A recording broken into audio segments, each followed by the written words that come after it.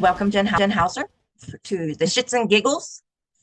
It is good Hello. to finally get to talk with you and to see Yeah. you face to face because I don't know, we've known each other for what? Oh, a hot minute now. Yeah, for a while now. Yeah. Yeah, for a few years. Mhm. But we haven't actually seen and talked like this. That's right. So, what have you been up to? What haven't I been up to? Um, I've been writing, I've been publishing, I've been designing, I've been talking with web app developers. I've been trying to do everything, I but hear all you. things booked, pretty much. Mhm. So, I thought you did last Friday a big hmm informational Yes. little exciting thing. Let's hear that first. So this is for indie authors, right? That's our target Mhm. audience. I'm the owner of Painted Wings Publishing, and aside from publishing my own books, I help other authors make their books beautiful. So the main thing that we're known for is I lined up like tons of different examples around, so I have to grab the right one. Here's an example, right? Is the printed edges that you can do on print on demand, which is so much more accessible for indie authors than digitally sprayed edges. And I'm going to apologize for my cat interrupting because she does not like me being on meetings, and it's probably going to be disruptive. But I came up with the technique to do these printed edges and to make more affordable options. We've started making some non-exclusive pre-made edges. So a whole bunch of like hearts and flowers. There's a sports section, a bunch of colors and ombres, some skulls, a little pirate action if you're a fantasy author with pirates, a whole slew of different things, and we're continuing to work on more. So they're at a much more affordable price that indie authors can grab it, make their book extra special, or make a special edition like for Kickstarter. So that's what we've been working on so much. My wrist, I couldn't use it properly for a couple of days from so much work on the computer. So I hope people enjoy it. I can't believe, I mean, you were the first person to do those fancy edges. And then hmm there's a few people that jumped on the bandwagon, but it was sprayed or it wasn't, it didn't hmm have the quality that you do. Yeah, I mean, I have examples here. There's different techniques for what you can do to book edges, and ours is uniquely helpful for layering to make it like over the top extra special, but also just 10 times more accessible to indie authors. And yeah, I've had competitors pop up. If there's anyone else out there, they exist, their company exists just by copying everything I do. So I have to be more careful about the techniques that I'm still currently developing because I know the moment I put them out there, people will copy them. And that's part of why I am in talks with app developers, going to pay a pretty hefty price to try to build our own custom things. So I'm not having to use so many different programs, having to manually do it so people can get lower prices, even lower prices and faster turnaround for our edges because it is a high demand thing. And we want to be able to offer it to others. And I love creating them. How But long does it you did mention the sprayed edges. I go ahead? figure, do you know the difference between the four different kinds of edges that are out there? No, I don't. Okay, so I have these examples, right? This is what we do. And you can tell by the fact, oh goodness, angles, that when you open it, there's these little dashes. So those are printed edges, or forced edges, as some people call them. This is painted, literally just acrylic paint. This is digitally sprayed. At least that's what I call them. The thing is, it can be confusing. People use different terms. But this is like 48-hour books, or Book Vault does them. But it's not the kind of thing that you can do print on demand with distribution. You have to buy them, have them in inventory, um, ship them yourself, that kind of thing. And this last one is gilded, so metallic covering. So those are the four different kinds. That's extremely hard to find printers to do that. Not quite as tricky. That's a DIY thing. That is the most affordable because you pay for our service once, we apply it to your manuscript, and then you can just print it at any printer you want. So, and the fun thing is, I haven't really showed a lot of people this, but you can mix the techniques. Like if you bend the pages, I can see the words. camera and my lighting, I'm sorry, but this says, "In vain I have struggled." So what Mr. Darcy says in his Pride and Prejudice. That's too cool. But you can do that under the gilding, under the painting. It's a lot trickier under here, but it's a fun option, like I said, to make it that extra. How long does it take you to is it format or fix Mhm. to do the edges? So if we're not talking, a pre-made design for looking at a custom commission, uh, It depends on a few factors. We are disability owned and operated, and it depends on if it's our slow or busy season. We quote 7 to 14 days from the time we have a deposit, an agreed upon project in mind. You know, we've designed it. Usually we're much faster than that in delivery, but we give ourselves a little bit of wiggle room so that if, you know, we make sure we do a QA on every single document before we send it out, make sure nothing was missed. Give us a little extra time in case something was missed and we have to reprocess it. Mhm. That's Yeah. too cool. What else do you do? I know you do the fancy edges, and Mm-hmm. I know you do your Yeah. own books. You're an Yes, I do my own books. So my pen name is Jay Hauser. I have 5 books plus the coloring book plus the bonus book, and then these are the special edition omnibuses with they're backwards with continuous design. There you go. They meet up across the edges. That's cool. But yeah, that's about plant people. Fun, magic, family, whether it's found or real. Lots of betrayal, spies. I'm thinking you've read this, right? Yes, I and can't I remember have which of my books you read now. many copies of them. I love that. Cedar Wars is just, I love it. I do plan to write more books. It's just, I have so much going on that it has been sitting on the shelf, but it is at a natural breaking point with like the spin-offs. And then I have my Magic and the Match series. I had a 3rd book come out, which I absolutely adore. I just haven't gotten the print copy yet. But these are like fairy tale retellings, fairy tale inspired, different kinds of representation. And then I recently put out here, I'll show you one of the Pride and Prejudice special edition. So, I mean, this is Jane Austen's, but I did commission artwork. So we had it illustrated, made all the special touches, obviously. So it's extra pretty. Oh, there we go. There's Jane and Elizabeth. But I did all sorts of bonus content in the back based on the book. Designed like playing cards and included the directions on how to play whist, which is a game they mention in there, which nobody really plays nowadays. And I will be doing more in the Jane Austen series. And I did write like a bonus chapter in the back, kind of an extra epilogue of how I think it would go. Just that little bit extra that we all love about a year later after the double wedding. What are things looking like? So as an author, that's what I'm up to. And then other than the page edges, I do have a lot of other things. I have ADHD. I like to do a lot of things. So I just put out a whole bunch of different covers for my planner, the Plotter's Planner, which is a little ironic because I think a lot of authors, maybe the majority, don't consider themselves plotters. They're more pantsers. And that's kind of more my territory, but especially when it comes to series, I need to be able to track how long did this journey take? Because these side characters that I'm not going to tell their story, I need to know how long they have to do their thing and how old was this person at this time this happened, you know, just trying to keep stuff straight. So I made a planner and it's got some questions at the beginning to kind of make sure your world building is super rich. Basically, that was something I designed for myself because if I'm going to design it for myself, I'm going to let other authors get in on it too. But I live and die by keeping track of my stuff there. And I guess one last thing I'll say that I've been working on is special formatting graphics packs. Whoa. We have a wonky setup today. Not going to lie. I have a tripod, but it's boxed in with boxes of books. I need to send out. But all sorts of like vibrant,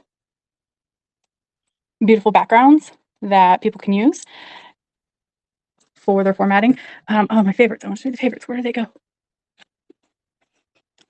And the tricky thing about these is it's actually very difficult to find something that prints well because it can look pretty on a screen. Yeah. But it does not transition well to the printer. And that's why I've done several reprints of these. And even if it prints well at the printer, you want to make sure it doesn't compete with the lettering. So you have to have the right amount of contrast and everything. That's some flowers. So that's what I've been up to. That's a lot. Make books pretty and make books fun. It's I eat, breathe, and sleep this.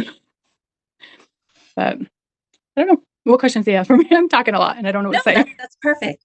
A little bit about what I'm gonna do is I'm looking to do a small website or on my website page, and it'll be one shot shop. I can't even talk today. For indie authors to come and find reputable help And Hmm. you were the first one I thought of because I just love the edges. But it'll hopefully small, but editors, publishers, illustrators, Yeah. and that kind of thing. And that way they are not getting scammed, you know. Yeah. And if you need any suggestions or need to run anyone by me, let me know. There are a lot. The more I'm in this industry, the more I realize that there are just vipers out there everywhere. And even very big names that I would expose if I had better connections, you know. Mm-hmm. But it's hard to know. I hired a proofreader recently who disappointed me. So now I'm looking for a new proofreader. And it'd be nice if there was a place where you weren't just hoping and praying that you were getting something good. Yeah, So that kind of resource is definitely needed for self-publishing authors. definitely. And, I'm on Facebook in my group, and, some of the authors are like, man, these people just keep bugging me, or, you know, they say they're going to do something for me and then they don't, or I gave this person money and they still haven't, done anything, or I gave them my story and it's published, but they never gave me the royalties or the commission or whatever it is. I have absolutely never paid or worked with someone that solicited me. Hmm. I don't trust those at all. I mean, half the time nowadays they're just AI, Hmm. but I just assume off the bat that they're scams. Yeah. And it's also tricky getting recommendations from just anybody because another author, like, they might be really horrible at grammar and not realize how bad their editor didn't catch things. You know, Hmm. we might have different preferences and levels of what we care about. Um, but yeah, I don't even read or answer those kind of solicitations. I go to different forums and ask, and then do my own research. The only two times really I've collaborated with folks who reached out to me is when the Vellum company, the owners of Vellum, the formatting software, reached out to me, and then Ingram Spark, right, the world's biggest book distributor, Ingram, their indie publishing branch, when they reached out to me to collaborate about my edges. And even then, I was like Googling them, making sure these are legitimate emails, that these are legitimate people before I agreed or got into anything. So you really have to be careful. So many people are out there just to steal your money. And it's a shame. It really is a Hmm. shame. And Yep. I'm out there and I'm like, someone will probably TikTok is the bad one. Hey, I noticed that you're an author. I'm an author too. And it'll be like somebody like huge, I can't even think of anybody. Laurel K. Hamilton or somebody Hmm. like that. And they'll say, well, I like to get to know how your journey and everything. And I'm just like, yeah, right. You know? I assume that if an author or even a reader is reaching out to me, Hmm. that they're doing so with intent, and they will be forthcoming with that very quickly. They're not going to be like, "Hey, how's it going? Yeah. I was curious to know more about your reading process or Hmm. about your writing process. I'd Hmm. love to know where you get the inspiration from your book. Like, give me details. If you say you love my book, I want to know exactly what you love about my book and something that AI always gets wrong. Hmm. Let's hear some authenticity. Otherwise, hey, how are you doing? You don't care how I'm doing. You're Hmm. messaging me for purpose. And if you're not saying that purpose, you're probably trying to get money from me. Yep. So I feel like that might sound really hardened, but it's just the truth. I'm not up for them wasting my time. Hmm. And you've Yeah. been around the block, you know. Yeah. Um, can we talk about uh AI for a minute Sure. and them AI doing books, or didn't like Amazon or somebody take a whole bunch of books to teach their AI? So I am staunchly against AI in creative spaces, partially because my Cedar Wars series, 4 of those books were stolen and used by Anthropic. And because I foolishly followed what a lot of indie authors follow is the advice that, oh, you don't have to actually register your copyright. So I didn't get anything in their huge settlement. But my books were stolen. And, they would turn around and charge me to use that AI of my own stolen property. It's just insult to injury. But it's built on the backs of poisonous fruit. And I know that's a really horrible amalgamation of sayings. No. um, I don't think it's ethical. I don't think it'll ever give us the kind of quality that connects the same way. Yeah, I think people will make a lot of money off of it. I'm sure it will continue to improve. But at the same time, AI can't spell strawberry correctly. Amazon Amazon has a ask the author or ask the book feature, right? And authors who try it on their own books are constantly finding out that it's giving people wrong information. Hmm. If you do a basic Google search about me and my books, if you listen to AI, it's telling you books I never wrote are authored by me, and they're showing wrong covers that don't belong to my books. And it's like it's not that hard. Hmm. It's not that hard to get that information right. So it's embarrassing that people are so for it. Um, there's the ethics of that it's stolen. There's the ethics that it takes away jobs. There's the environmental fight. Like there's so many things that I just can't condone it. Um, I do get customers because of AI. People tell us how they found us when they come to order page edges, and some people will say AI sent me your way, and I'm like, well, I guess there's a one decent part. I need the business, right? Yeah. Um, but in general, I don't love it. I do hate to say that I often like AI art, and I'm not as expert as a lot of people at picking it out. But if I expect people to not steal my things, then I have to stand in solidarity with artists. Hmm. And it is hard to find an artist in styles I like, and then to be able to afford it and make sure the timing is right for any books that I want to do. But it's an ethical thing for me, so that's what I do. Hmm. So that's where I stand with that. What are your thoughts? I agree. Mm-hmm. The only instance that I could really say AI is good is for translation on like 911 calls. Mm-hmm. When a foreign person calls 911 and they speak a different language, or in the hospital, it Mm-hmm. used to be, okay, we have to get a interpreter, and now it does that a little. I mean, not a lot, but I Yeah. that's the only thing I see that is I actually worth it. Yeah, I do think that there are places for AI. I just think that it's being pushed so heavily on us and used in ways that are not ethical. I think when I go onto Amazon and I'm looking at a product and I'm looking at the reviews, I love when it has a little AI summary because Hmm. it's literally just taking, 100 people's opinions that they wrote and giving me a summary. That's great. I don't think that's infringing upon people's rights or their ability to keep a roof over their head. It's Hmm. not really doing harm, or like you said, a translation inscription sort of thing for medical, as long as it's decent, that it can be accurate, which I question sometimes. Oh yeah. That's a good thing, but it, I don't think we've got a lot of ethical AI Mm-mm. programmers out there right now. So Can you? it's a crazy time right now. It is. It's scary, actually. To me, it is. Can you talk about how to copyright your book? What goes into that to copyright a book, if you don't mind? Mhm. Well, there's an easy way, and then there's a hard and expensive way. And so far, most of my books have been the hard and expensive way. Crap. Um, well, because I listened to the advice of like, oh, you don't need to file a copyright. You automatically have the copyright. But it's very, here in the US, it's very pay to play as a victim. Like you should have known years ago that you would be victimized to be able to get any sort of decent outcome out of it.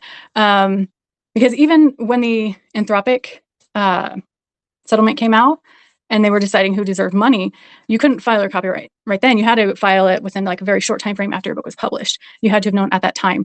And my thought was, well, I don't sell that many copies. I'm not a big name, someday, hopefully, but that's not realistic right now. And I'm not going to be able to afford a lawyer to be able to sue someone, but I didn't think about a class action suit. And so now I definitely think it's important, especially with this AI and the unethical training that goes into it. I'm going to safeguard myself. So the easiest way and the most affordable way is you go on the US copyright site. Of course, this is just US authors, it's different for everyone. Before your book is published, you can send them an ebook copy, right? It's free to send an ebook. And the filing fee, I believe, is a little lower. And then you're good. The reason you do it before publication is because you have to send the best copy.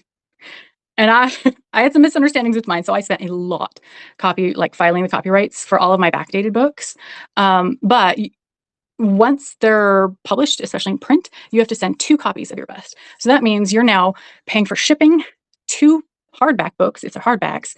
If there's a special edition, if there's color printing that costs more, guess what? They want that.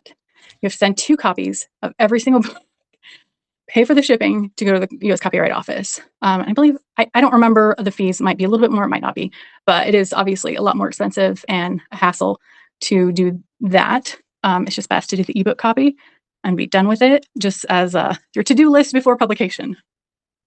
That makes sense. Yeah, Wow. it's a confusing site, but it's not nearly as bad if you just do it beforehand. Well, anything to Because keep. you're working on publishing, right? Yourself. Yeah, I did do. Will How many? under I my don't name remember. or Yeah. under all my names, 20 Well, it some. depends what you want to share. 20 some? Mhm. Oh, wow. Yeah. How many under your name? Oh, 10. Okay. Yeah.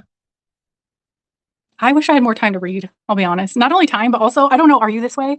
Once I became an author, I found it destroys reading so much. For me, I get into author brain. Every single sentence, I'm like, that sentence isn't wrong, but I think my editor would have tweaked it this way. Like I can't shut off that part of my brain, and it Yes, makes it so much less fun. it does. Oh my gosh, like I'll be reading and that's good. And then I'll beta read for somebody. And when I'm done with that, I'll go back to reading and I can't switch off the beta reading mode. And then I start picking apart the next book and I'm like, that's not right. It's supposed to be enjoyment. It's Jeez. hard. That's definitely a proper warning to readers who want to step over into writer territory. Like that may happen to you. So Yeah, ask yourself how passionate you are. definitely. Yeah. A lot of what I'm trying to do is, get authors out there, little indie authors out there so that people know that they're having, this book or that book and everything. And it's just a drop in a bucket anymore. There are so many out there. Mm-hmm. It's hard. I think I mean you're talking about just there being so many indie authors Hmm. and books. I mean, you've got the AI slop that's flooding the market, so you have to try to avoid that. But also, 2020 COVID lockdowns, I'm stereotypical, unfortunately, in that I was with a lot of other people. It was like, hey, I don't have a job right now. I work for the airline industry. Who was flying anywhere? No one. Hmm. So I was on a leave of absence and I was like, I had that dream several years ago that I wrote down that I'm going to try writing a book. And then I was like, I'm addicted. Yeah. What the heck? I love this. Yes. And I think a lot of people got into that. I do think some of it's dying down. A lot of authors that I've seen, like on TikTok, when I first joined, I don't see them as much. And I think, they just weren't as committed or just life happens.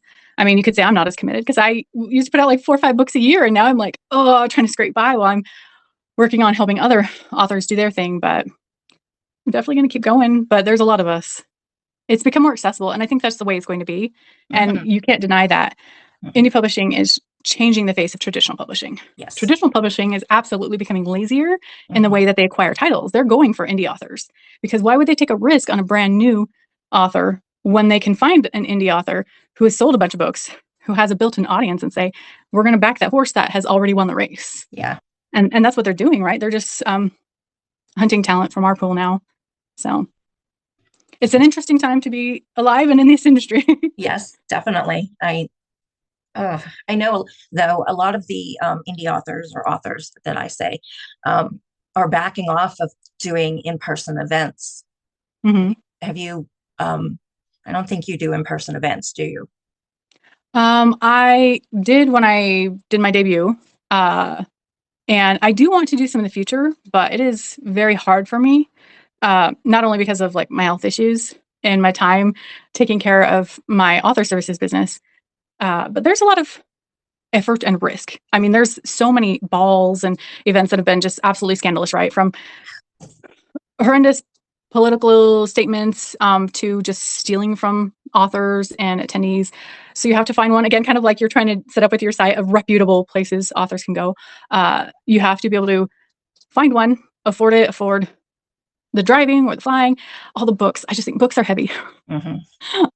I like not having to ship books. I do sell like signed copies and that, but when I get a sale, I'm like, oh, now I have to get boxes and tape out. And that's not even like hefting the boxes into a ballroom or whatever. So and all that effort and all that time and all that money, and you might sell 5 books, Exactly. it's Yep. so hit or miss from what I hear of these events. Yes. Yes. So it's a lot for what may not turn out well for you. Yeah, I think the money is better served elsewhere that you would spend on a, Hmm. in-person event, like festivals or cons or stuff like that.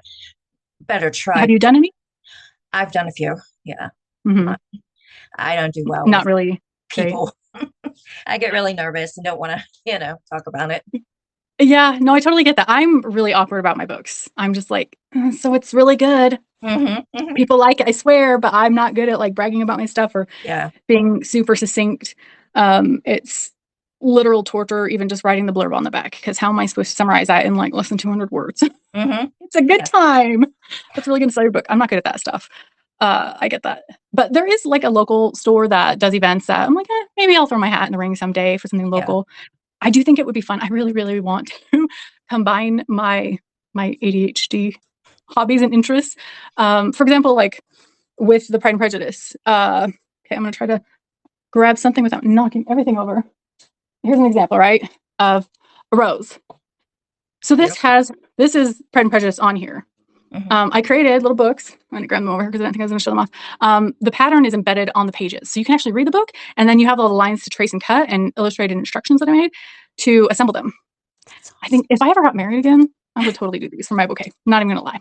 I awesome. mean, not necessarily black ones. They come in all Yeah. sorts of different colors. Yeah. Uh, but I would love to have like a book craft day, Hmm. where we have a station where you can make book flowers. At another station, for my debut novel, what I did, well, one of the things I did, we had a paint night. You know, people have like paint sit, but we could have like bookish paint Hmm. stations where people can go and they're like, oh yeah, I want the dragon flying out of the book, and we hire someone who does little sessions and just different bookish things that are activities. Because I mean, a ball sounds fun, but I really love crafts and just Yeah. hands on pretty book stuff. I agree. I mean, that would be something to, do a pot or a YouTube video of a bunch of people in their homes making these flowers. I could see that. I Hmm. would love to do it. Of course, I'd hold everybody up because I'm not very crafty. Yeah. I don't think it takes too much effort, but I don't know. Everyone has different levels of craftiness. But I don't know. I think something just a fun activity like that. I'd be willing to try to organize with professional help someday, but I'm not going to do it until I can guarantee that I'm not going to let people down. And yeah, so in-person events are fun. Authors could also have their books there to incorporate there. People can get to know new authors while they're just having general bookish fun. Definitely. I know Hmm. this local bookstore from, I don't know, half an hour or so. She has Hmm. an old bookstore, like old antique furniture and stuff, and she does little things, not only book clubs, but like paint nights and stuff like that. And Hmm. I think every town should have that kind of thing. Yeah, yeah, definitely. Um, I need to get out in my area and go to bookstore. I need to leave my house more often, but I'm always stuck at my computer Me too. or on my phone or tablet reading something. So, any pointers that you can give for indie authors, what they should or shouldn't do, or what worked for you, what didn't work for you? Hmm. At any particular stage of the process, there's a lot of stages and a lot of hats, right? I know, yeah. Gosh, I need to compile my advice somewhere. I've got a little bit here and there. I could tell you I've extensively researched different printers, so I can tell you like KDP is the worst quality of them all, but also the most accessible in a lot of ways. Ingram Spark, I think, is the best distribution, better quality. Drafted Digital, I use for all my ebooks, but I would not touch their print. Um, Barnes and Noble Press, you would think is awesome, but their policies and their quality is horrific. And they just use Ingram Spark anyway, so might as well just go with Ingram Spark. Hmm. So I could tell you so many things about the printers and very annoyingly intricate levels. If you're looking for where to get special editions done, that's a whole nother thing. I mean, write what you love. Do your research when looking for professionals. Like an artist, if you're commissioning artwork, they should be able to show you the steps that they go through. The artists that I've worked with, they'll send me a sketch. And if I say like, okay, let's tweak this and tweak that, like you can see the lines of where they erase things and you can see that they're actually changing, that it's not just an AI generated video picture of, the final step of the process. Hmm. And with editors and proofreaders, you should absolutely be able to get a sample edit, which means, you'll send them like a chapter of your book. They'll edit it and send it back to you. So you can see the quality level that they do. That should not cost you anything. That's just something that any reputable editor does. And it's important, I say, get at least half a dozen different samples so you can compare and decide, because those price ranges can be vastly different I'm struggling with that right now because I had an editor who was really reasonably priced, who was so good. But because of her health, she couldn't keep doing it. So then I'm back on the hunt for editors. I'm so picky. I want it done really well, but also to be able to afford to, eat and feed my cat. But it's tricky. But yeah, definitely find, like, do your research is a huge thing. Do your research. Don't rush into it. Every time I've seen someone rush into something, there have been big scandals and smaller ones that I've seen all over TikTok. People who really, really rocket the marketing game and sell tons of books, but then everyone hates them because it was not done well. I see that a lot. I cannot give you any marketing advice. I am abysmal. My books are good. Go read them. I'm not good at marketing. So I don't get those sales and then disappoint people with the quality. I get really good quality, but no one to read them because I don't know how to get the sale. So I need the marketing advice from a reputable source. But yeah, just take your time, do all the steps, do your research. And also everyone has different levels. Some people really just do this as a hobby and they're not necessarily as serious about it. But if you do want to make an actual career, you got to put in the time, you got to put in the effort, and things like learning to format yourself. There's a lot. I don't know where to start with all that. But research, and ask opinions, and find out who you can trust, where to get your information from. But usually when I have a question, I go onto TikTok and ask you because I'm flabbergasted. I don't know what. No, I definitely get questions, and that's perfectly fine. I'm happy to help. And there's a lot that when I play edges to people's books, right? It's a very last step because they've already had the cover designers, they've already had it formatted, they've already had it edited. I'm just putting on that final little decorative detail. But I get manuscripts to me in a lot of variety, very blatant spelling errors, horrific formatting. Formatters who don't even know what a gutter margin is. And if you don't know what a gutter margin is, you are not a professional book formatter. Mm-hmm. And trying to explain this to the authors I'm working with, like, oh, honey, they charged you $1,000 for that. Oh, it's not worth $10. Like, that breaks my heart. And I'm willing to try to guide them in the right step. If I decided the other day, I wouldn't want to clone myself, but I would want a time turner like Hermione has. Because if I clone myself, then I would only get to do like half of the fun stuff, right? My clone would enjoy the rest of it. I would like to be able to do all of it, but I would be out there compiling all sorts of extra resources and finding out how to do things and who to trust to point people in the right direction. But sadly, I only have the time given to me. If you get a lead on a time turner, let me know. Yeah, I think we all need one. So you said you're setting up, or you already have set up your website with like recommendations. How is that going? What's that going to look like? Well, I started putting it on my website because I can't seem to find a cheaper website. Right now I'm sending out Google Docs, and I think I have like 18 authors that signed up for it and filled out the form because I extensively do nosy questions like what if they would talk, what do they do, like, what can they teach or stuff like that. And then it went from there to more forms for the editors and big lengthy questions. And then I'm going to put it somehow onto a website that people can go to and click and, oh, this is an editor's, click, this is,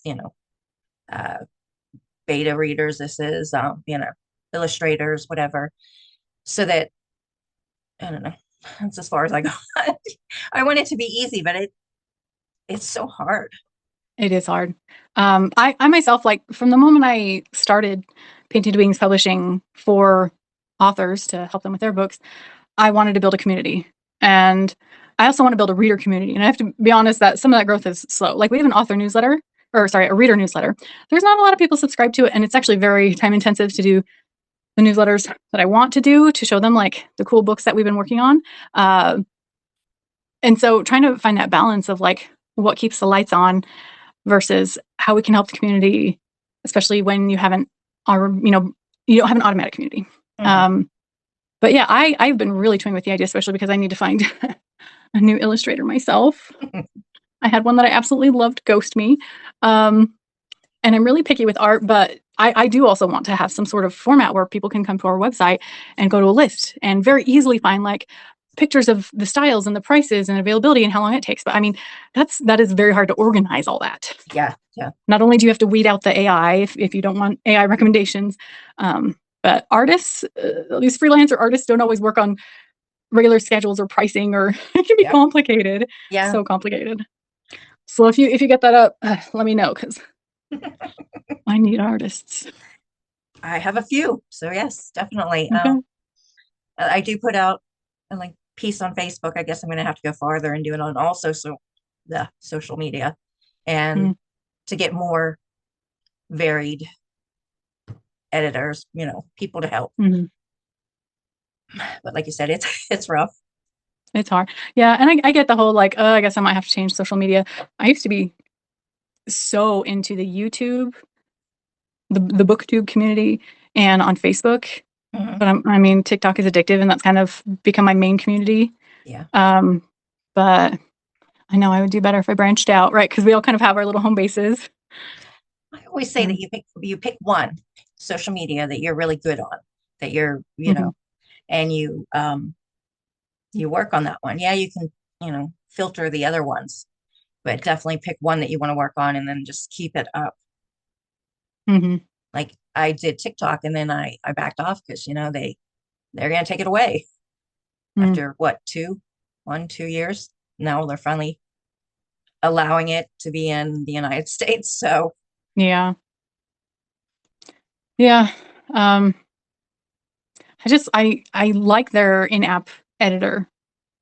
I find it the easiest. I mhm. used to, like I said, I used to do YouTube even before I was in publishing. I was huge. I had multiple YouTube channels for, crafts and cooking and family life and just all sorts of things. But it's just so much extra effort to like film and edit and voiceover and all these things when TikTok makes it easier. Yeah. Which I hate because they're like evil, and I don't know, they're all evil. I mean, Anthropic that stole my books to train their AI, is owned by Meta, who owns Facebook and Instagram. I mean, they're all evil. Yeah, they're all in on Ugh. it. Yeah, but you go with what works for you, find your community, right? Yeah. And then try to cross post. That's what I'm trying to do better at. And my assistant reminds me when she's like, "Okay, well, I'm trying to figure out marketing because you say you suck at it." I'm like, "I do. I definitely do." Uh, she's like, "Well, you could be posting more like on Instagram and stuff." I'm like, "Yeah, I know. It's a whole extra step of like posting it to TikTok, and then I have to go to a whole nother app and repost it. I don't know why that seems like so much energy, Hmm. but it's a smart thing to do It that is I should do more. Like today's video, I posted one today, and I should have posted it immediately to all the other to ones. Facebook and Hmm. yeah. That's a tip. Don't be me when it comes to marketing. Or me. I don't even look. I mean, I don't even look to see reviews or anything anymore. And somebody will say, "Hey, you got a review?" And I'll be like, "Oh, okay." I'm I scared. I pay my assistant once a month to go on there, and Hmm. we have like a summary sheet because it might be useful, whether it's a good or bad, because Hmm. sometimes those bad reviews can be a good advertisement in and of itself. Uh, I have her summarize it in a dispassionate way because I struggle with RSD, rejection sensitive disorder. For I can take reviews very personally, and it like sends me mentally spiraling. I would Hmm. never be one of those scandalous authors who like lashes out at people, but I will question my will to live and write another book because of, a 4-star review where they actually liked it, but they just said one thing that I kind of took wrong. So I don't read them anymore. I used to, but I'm not willing to spoil my entire day or week because of that. I let my assistant read them, dispassionately summarize. So if I want to see, you know, if any changes need to be made, if they're like pointing out that there were big errors that I need to fix or where the series might go. Not that I really make those decisions based on reviews, but and for marketing. Hmm. But yeah, don't read your own reviews unless you have like super thick skin and keep it to yourself. Yeah.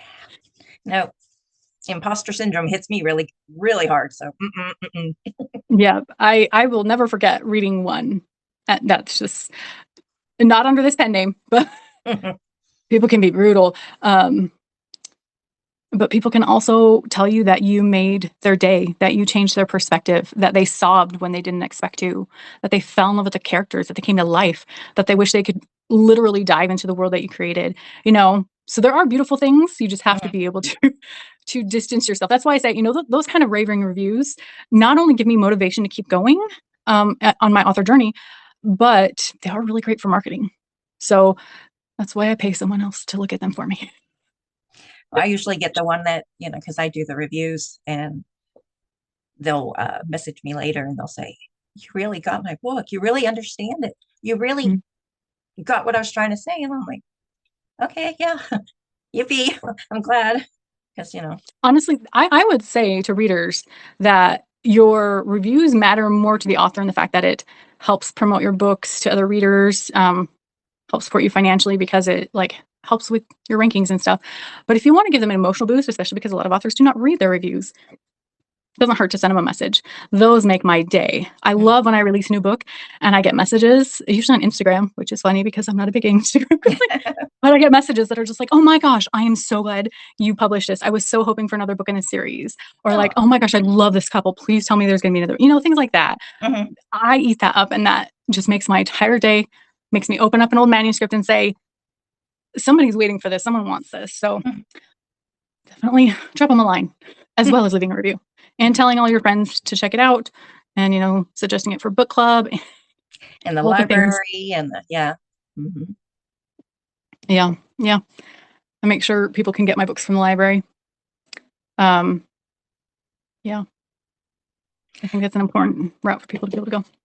I think like it would be fun if authors would do a little book club Hmm. of their books.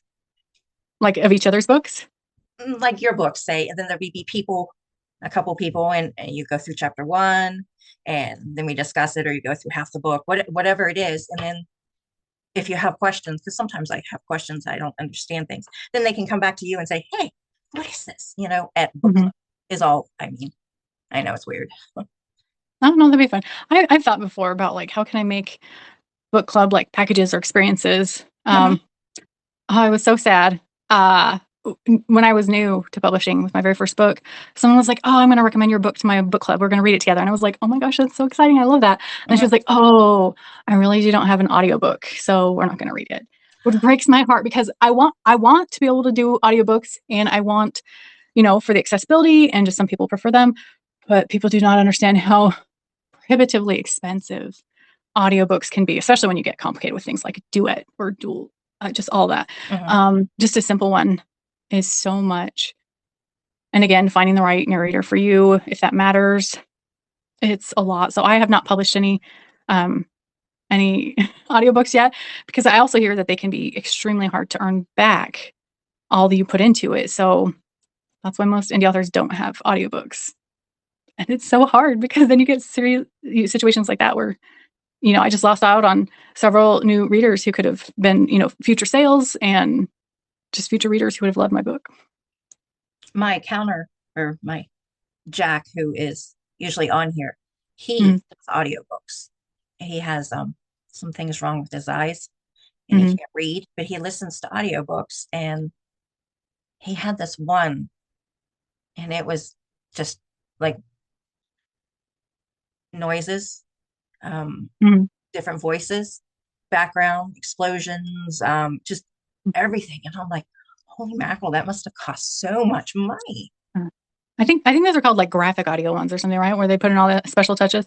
And I actually don't like those. I'm like, that's weird. Why am I hearing like I've heard in some books they're like if the character belches, like the narrators will actually belch in it. I'm like, I don't think I need to hear that. I don't No, know. not me. No thanks. But yeah, some people eat that up. Mhm. I'm not really into it. And it can be tricky, right? Like a book series I really enjoyed when I was in a big audiobook phase. I mean, the main character was a male, like a teenage boy, but the narrator's voice when he tried to do teenage girls, oh, just outrageously offensive. It's so a hit and miss. I'm assuming you don't have any created into audiobooks yet. No. No, it's so pricey and Yeah. the exclusivity if you want to do a royalty split with the narrator. No, it's just Yeah. Too much into it. it's complicated enough to get out ebooks, paperbacks, and hardbacks. Exactly. Audiobooks is a whole another ballgame. I do have a few narrators that are gonna be in underneath the umbrella, but uh, of course they're authors themselves and Hmm. editors or whatnot. But yeah, I don't see going down that road for me. Yeah. I've considered narrating my own, but it requires a big setup, live in a quiet place, and Hmm. all the editing and stuff. I'm just like, oh, I need a lot of free time. Yeah. Mhm. So I did that's the lowest on the list of formats to worry about as a new author. Yeah, get the ebook out first and the paperback or whatnot. Yeah. Yeah. And the audio And way at the bottom. yeah, yeah. And you never know. I mean, I guess maybe you do know if you're better at marketing than me, where your books are going to land. I mentioned I do have another pen name that I don't discuss much, but it's in Kindle Unlimited. It does great, and I do like zero marketing. But right now, my newest release with the I'm gonna show again, right? One of my fairy tale romances. I have not been able to do marketing, but I put it in KU. I was like, I'm gonna give it a chance. It'll be my second time giving it a chance, and I think I got like 5 page reads. Wow. I might have earned a penny there. Hmm. It just does so much better when I allow it wide distribution, so it can be put out to libraries and on Google Play Books and a variety of places, and also print copies.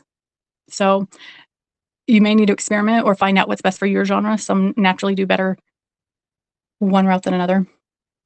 Yeah. So I don't know. There's lots of advice and lots of advice that I still, you're always learning. Yeah. I just need, I think that, with my ADHD brain, there's a lot of different portions firing with the creativity and the research and the technicalities and, caring about something being one pixel off and learning about all these different specialties. But there's like a portion of my brain that is the marketing portion and it is empty. I need that. Yeah, mine's empty too. It's starving. Oh, I feel that. But you know what? We do what we can. We keep working. To be a self-published author, you're an entrepreneur, and to have the entrepreneurial spirit, it's a very go get 'em. I'm willing to wear all the hats, and if I'm not going to wear the hat, I'm going to wear the hat that teaches me to find the right person to take that hat for me. Hmm. Um, so you can teach yourself how to illustrate your own cover. You can teach yourself how to. I mean, proofreading and editing. Like you're naturally going to miss things because you've read your own book 20,000 times and you're already just like, Hmm. but you can teach yourself to format. You can teach yourself a lot of things, but you can also find ways to barter or save up to hire the right person. I do know that a few people do a barter, and it's really nice. Hmm. If you have your community, hey, I'll be glad to if you do. So, Yeah, well, and that was one thing I previously offered, like when I was pretty darn new, actually before I ever had a viral video about me coming up with this technique for the printed edges. I was like, are there any artists out there who would like to swap? And I had quite a few who were like, yeah, but then, like I said, I'm really picky about artwork style, so it didn't come to fruition. But I would definitely because what's their time worth? What's my time worth? hmm. We're trading time and expertise. So if you can barter, as long as it's something you both want, I say go for it. I'm a fan of that. Would you be willing to allow me to put you out there on underneath the umbrella as somebody who does the beautiful formatted edges? Absolutely, absolutely. Um, and if you, I'm kind of in a tricky place right now for if you wanted to list this also for formatting. Okay. I've formatted quite a few books for people, but I have had on our website that I'm not taking on new projects for a while now, just because it kills my carpal tunnel syndrome. So I have to like focus on the edges. Um, and I also I made an unfortunate assumption that I could get out 3 books by the end of last year, and then my life turned upside down. So I was like rushing to find editors and finish the books and all that. So I just have not been able to do formatting. But if we do open formatting app again, my assistant keeps begging me to just teach her, but it's so complicated. Yeah. Formatting is a bear if you want it done well. If Hmm. you want to be able to do like high quality, lots of variety. So I'm like, oh, it's a lot of effort to try to train someone. But if we open it up, I'd love to have you list us there too. Perfect. Sounds good. Yeah. But thanks for inviting me here. I don't know if I'm just kind of randomly talking. I'm not really great at this. I haven't done a video stream or podcast or anything in a hot minute. So I'm not really good at it. I have questions and have a hard time talking and everything like that. So, but it was great I that you think allowed. to have this conference and to talk about your experience and in what you do and your books. We can't forget about your books because you're an author. Yes. Yes. Yes. Got the magic in the match and the Cedar Wars. I love talking about my stuff. I'm just not great at it. But I love getting to escape this world, write those stories, and then make it beautiful, as beautiful on the outside as it is on the inside. So, That's one way of looking at it. So, um, okay, that's the end of that, I guess. right. So, Uh, so what's the name of your website if people are looking for these resources? it's going to be under robinsreview.info, I think, so far until we Okay. can get somewhere else. Yeah. Like I said, like you said, it's tricky and expensive to branch out. When I first did the edges, I housed them under my author website until I realized I could afford to and needed to move it to another one. So I have jhauserwrites.com for my author stuff. And then I have Painted Wings Publishing for all my other stuff, all the page edges and design stuff. But Robin's Reviews. Yeah. I know I've been there before, but it's been a hot minute. Yeah, it's a new site and that's all. I don't know. I'm so behind. Like I don't have all my reviews on there. I haven't done any of my blog posts. Still adding it's called Umbrella, and I'm gonna start adding the forms underneath it for editor and all Mhm. those. And so they'll be Google Docs and then they can be tracked by that Mhm. and all that fun stuff. But Yeah. I have 18 authors. I should be putting it out there more, but I'm still working on the website. So So when you say you have 18 authors, you're talking about authors who perform other services like editing. yeah. Okay. Or would like all the authors, if they want to be on the podcast Mm. or if they want to be interviewed in a non-joking way, I guess, and what their specialty is, like their side Mhm. hustle other than being an author, what they can Mhm. talk about, how to form a street team or something like that. Yeah. Man, I need to do that. I've kind of tried. I'm not good. I'm not good at being like, hey, help me hype up my book. I'm jealous of people who are good at that. I have this one author, and he's the sweetest guy, and he busts his butt to get his books out there and the writing updates and cool covers, and he's just like slamming the books out. And I'm just like, yeah, I haven't sat in front of the computer for 2 weeks. So Oh, I some wish I could people, say that. mm, Yeah, it's hard. Before this ed business took off, like I was 24/7, like all I did was write. That's how I was able to put out so many. And I have to like have some time to be able to get into that mindset. And then I can write for, 16 hours a day. mhm. Um, but now I just can't do that. And because I couldn't market, like all that writing wasn't bringing in enough money. So I do need to help other people with their books, which I love, which is why I say I need a time turner so I can be like a full-time author and a full-time designer. Mhm. It's I hate having so many limited hours. I know. Ugh. We're doing the best we can. That's it. That's all you can do. And Yeah. I was using StreetYard for the podcast, and then we had lag and everything. So I'm back to Zoom in the boring Yeah, little yeah. Zoom. It's crazy. I'm not familiar with StreetYard, but yeah, it is more simple here. That's fine. All right. Well, thank I you. what's how many books have you read so far this year? Read this year, Mhm. Mhm. 20, 25. I've, Dang. I've slowed down a lot because of doing beta reads. Like I Because have that doesn't include your beta reads? mm-mm. Mm. No, the both of them have a series, and I do the book one, and then like I get a break for a couple of weeks, and then out comes book two. So yeah. So for really prolific writers. Yeah. Um, and you asked me my advice earlier. And I would say that's a big thing for someone starting out is to do lots of critique partner swaps and beta reading. I regret that I haven't done that in a long time just because I don't have the time to. So I have, a few steady beta readers who are always willing to read my next release. And I absolutely appreciate that because I need that kind of feedback. But it's hard. It's hard when you get caught up in so many things and don't have the time for it. Also, it's sad because I think of so many books that I beta read for people that they just never finished publishing. And Oh, I'm like, Oh, but I really like that. I want like a Mhm. physical copy. I want other people to read your book. Like, Exactly. Yeah. keep going. You need to keep going. Yeah. Do you find that happens very often, or it sounds like you've got like a steady group that is is well familiar with publishing? Um, like I pretty much did it this year with my own Mhm. books. For some reason, I keep getting slammed by the Zon, and they Mm.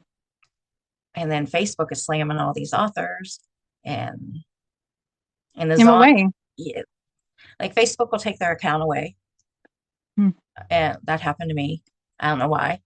I didn't do anything. I never talk about anything, and a lot of authors are going through that, like DW Hits and Angel Ramon. So it's the bots that are getting in there and seeing shit. And then there's on the Zon side, people have lost their whole accounts, all their books. They just close their whatever, close their account, Yeah. and they can't get their books Which back. They can't get their money back, their royalties or anything. yeah. Yeah, it's true. That's why like diversifying your income and also your social media, like we talked about, cross posting, find your home base, but also make sure you try to keep up with the others because it can go away at a moment's notice. I had that happen. I had an account on TikTok that was going well and then just immediately banned for life for no reason, Yeah, no appeal, no reason, and having to start all over with that. And if that's your only way of reaching readers, that's your only way of selling books, then you're in trouble. So it's important to try to get the wisps of energy and sanity that you have and make them stretch out. Get yeah. that web. And like I've put my books out there. Now I have to buy ISBN numbers Hmm. so that the Zon doesn't take anything away. But geez, like what about these people that have like sold 100 books and never going to get paid? It's just, and it's all, I'm sure it's all AI related. Yeah. It's tricky. It's definitely not without its risk. I think some people think, well, I know some people think you see advertisements of like easy, quick money publishing. Hmm. Um, in what universe? Yeah. Maybe if you're using AI to generate 25 books a day and you fool enough people into clicking on it, maybe. Hmm. But if you're actually enjoying the craft, doing what you love, trying to connect with people through your words, um, it's not easy. It does not make money quick. When do you think that AI started doing books, that people were using AI to write books? I don't know. I feel like it's definitely gone on longer than Mhm. I realized it was a thing. I mean, wasn't kind of Midjourney the start of everything where people would do AI art using Midjourney? And then I feel like out of nowhere, people are like, "Oh yeah, people are writing books with AI." And I'm like, "What? What are you talking about? I thought people just did art with AI." Hmm. And then all of a sudden that's just a huge thing and people are using ChatGPT and um they can't even buy their groceries without it or Yeah. they're so reliant on it. I don't know. I don't know when it started. I know when I was reviewing, I don't know, COVID, before COVID, this one name kept coming up. Mhm. And you could always tell whenever they start slamming them out, you know, one a day sometimes. I'm like, really? They're AI? I'm thinking, I didn't know that AI was that well done. But yeah, that's Mhm. been how many years? So, Yeah. I might be a snob, but I feel like I would know and hate anything written by AI. mhm. But someday I might be duped and devastated that I loved something that was written by AI. Yeah. I don't know. It's it's embarrassing when some authors even leave the AI prompts in there. Like you can tell that they did not care enough to even hire an editor that would have read that or a proofreader. Proofreader. Wow. I need more sleep. Proofreader. Oh, girl, drink more of that caffeine. Yeah, you and me both. Um, but I don't know. It's crazy. I'm not giving up. I'm not throwing in the towel. I don't think that they could ever replace us for people who actually care about reading. Yeah, to come up with the good stories, not just the same Yeah. stories from TV or other books. And it's just gonna I think AI is just going to be, I mean, it's feeding on itself. It's just going to be this cyclical, nasty thing, hopefully they find the right place for it in places like translating in a hospital or Hmm. product reviews. But it's just an amalgamation of words that don't reach out to you the same. Yeah. Don't have the feeling, the heart behind it. Yeah. Yeah. Okay, well, I will let you go so you can do all of those million things that you have to do. I know. I was like, oh, I need to hop on a video, but at least I can put off doing outlining a very complicated process for the app developers that I'm talking to. That's so boring. They should just automatically know all the details that I have spent years learning. Why can't people just automatically know? I don't know. Exactly. All Thanks right. for inviting me, and I'm glad we finally got to make this work. Yes, I'm sorry. Oh, golly. So, And thanks for checking out my books. I need to check out yours. Do you have nah, short ones? nah, nah, no, I don't have attention span for long ones anymore. nah. At least not lately. Mine under my name are uh the Sabbaths, the Wheel of the Year, about certain holidays and Mm. metaphysical books. So no, you don't have to read them. So wait, are they nonfiction? Yeah, kind of. Yeah, Okay. like around Yule will be about the Krampus and the Hmm. witches and the Yule goat and the Christmas spider. Just and I don't know what else. Shadow work and Okay. Well, you failed astrology. because you are horrible at marketing because you're just assuming that I wouldn't be interested in reading that. And nobody is. All my books go across the pond to different countries out there. So, and they've been out So for a you're while. saying you do get sales internationally, but not in the US? Yeah, Hmm. Hey, I mean, location doesn't matter as much, right? As long as someone's enjoying it. yeah. Anyways, All right, we're gonna go for sure. I'm genuinely surprised my cat did not try to murder me my or dogs have been. interrupt us. Oh my god, because she's a spicy street cat that I adopted, and she can be spicy. Anyway, you have a wonderful night. You too. Bye bye.